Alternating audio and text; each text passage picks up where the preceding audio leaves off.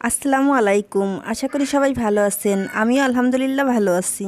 আমি আবারও হাজির হয়েছি নতুন আরেকটি রেসিপি নিয়ে, আর সেটি হলো টকঝাল মিষ্টি তেঁতুল চা। আশা করছি আমার এই তেঁতুল চা রেসিপিটি আপনাদের ভালো লাগবে। তাহলে চলুন রেসিপিটি শুরু করি। প্রথমে আমি একটা কাঁচামরিচ কুচি করে কেটে নিচ্ছি।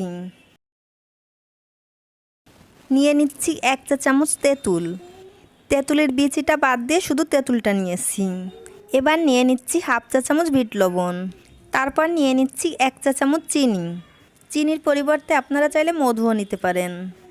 এবার সব কিছুকে খুব ভালো করে থেতো করে নিতে হবে।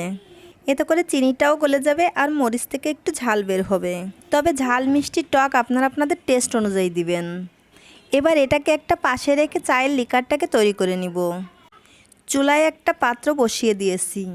এখন এর মধ্যে 1.5 কাপ পানি দিয়ে ফুল আঁচে জাল করে নিব। অপেক্ষা করতে হবে পানিতে ভালো মতো বলক আসা পর্যন্ত।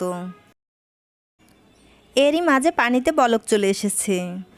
এখন আমি এর মধ্যে 1/2 চা চামচ চা পাতা দিয়ে দিচ্ছি। যেহেতু আমি লাল চা করব তাই চা পাতা একটু কম লাগবে। আবারও অপেক্ষা করছি ভালো মতো একটা বলক আসা পর্যন্ত, যাতে চা পাতা থেকে ভালো মতো লিকার আর ফ্লেভারটা বের হয়। আমি চাটা খুব ভালো করে জাল করে নিয়েছি। এবার আমি একটা ছাঁকনি দিয়ে সেকে কাপের মধ্যে ঢেলে নিচ্ছি।